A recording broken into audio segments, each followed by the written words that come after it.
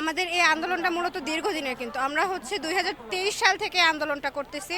তখনও আমাদের বিভিন্ন ধরনের স্মারকলিপি জমা দেওয়া হয়েছে, বিভিন্ন ধরনের ডিজিএনএম বলেন, তারপরে আমাদের হচ্ছে স্বাস্থ্য মন্ত্রণালয়ে বলেন, বিএনএমসিতে বলেন, এগুলোতে আমরা স্মারকলিপি জমা দেওয়ার পরে তারা শুধু আশ্বাসই দিয়ে গেছে, কিন্তু তারা কোনো পদক্ষেপ নেয়নি। তো হচ্ছে মৌখিক আশ্বাস দেওয়ার পরেও আমরা মেনে নিয়েছি। এরপরে হচ্ছে আমাদের 2024 সালে 2 দফায় হচ্ছে বৈঠক হয় সচিবালয়ে, তখনও তারা এরকম আশ্বাসই দিয়ে গেছে। তো হচ্ছে তারা বলছে যে একটু টাইম লাগবে। আমরাও বুঝতেছি যে হ্যাঁ, এটা টাইম সাপেক্ষ, কিন্তু তার দীর্ঘ 6 মাস থেকে 7 মাস হয়ে যাওয়ার পরও কিন্তু তারা আমাদের এই আন্দোলনের প্রতি কোনো হচ্ছে পদক্ষেপ নেয় নাই।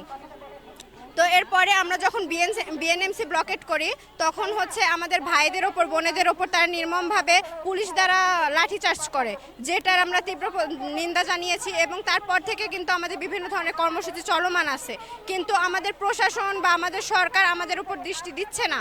এটা তাদের কি মনে হচ্ছে আমরা কি দয়া ভিক্ষা চাচ্ছি? এটা আমরা আমাদের কোনো দয়ার প্রয়োজন নেই, এটা আমাদের অধিকার। আপনি কি কখনো শুনেছেন যে এইচএসসি পাশের পরে আবার এইচএসসি পাশের সমমান একটা সার্টিফিকেট দেওয়া হয়? এইচএসসি পাশের পরে কিন্তু কোনো দেশেই ডিপ্লোমা নামের কোনো কোর্স নেই, কিন্তু শুধুমাত্র বাংলাদেশেই আছে, আর সেটা আমাদেরকে হচ্ছে সেই ডিপ্লোমা সমমান দিয়েই যাচ্ছে। তো আমরা আমাদের অধিকারটা চাই, আমরা কোনো দয়ার পাত্রী হয়ে বেঁচে থাকতে চাই না। ধন্যবাদ। দৈনিক আজকের বাংলা .net